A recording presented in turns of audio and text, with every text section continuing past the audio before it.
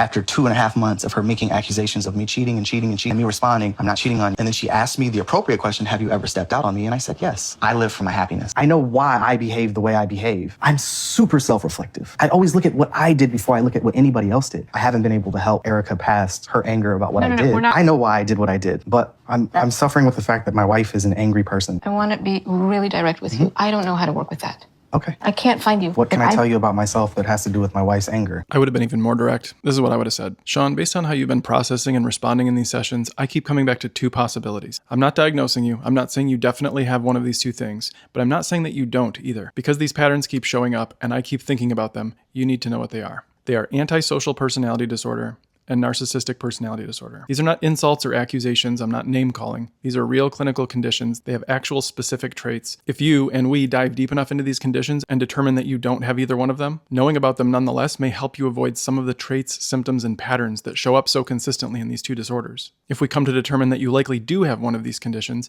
then it helps explain a lot about why we keep running into a brick wall in these couples therapy sessions and why we don't seem to be making any meaningful progress. Because couples therapy, to the extent that we've studied it for effectiveness, actually shows very little evidence, if any, that it can help with people when one of the partners has antisocial personality disorder or narcissistic personality disorder. So either you have one of these things and it's better that we know it, or you don't and it's better that we know it. So your homework, both of you, is to go home and learn as much as you possibly can about both of these conditions. Learn enough about them to be able to describe them and recite the symptoms off the top of your head when we meet next time. We'll discuss and reflect on whether we think that's actually at play here or not, and where to go from there.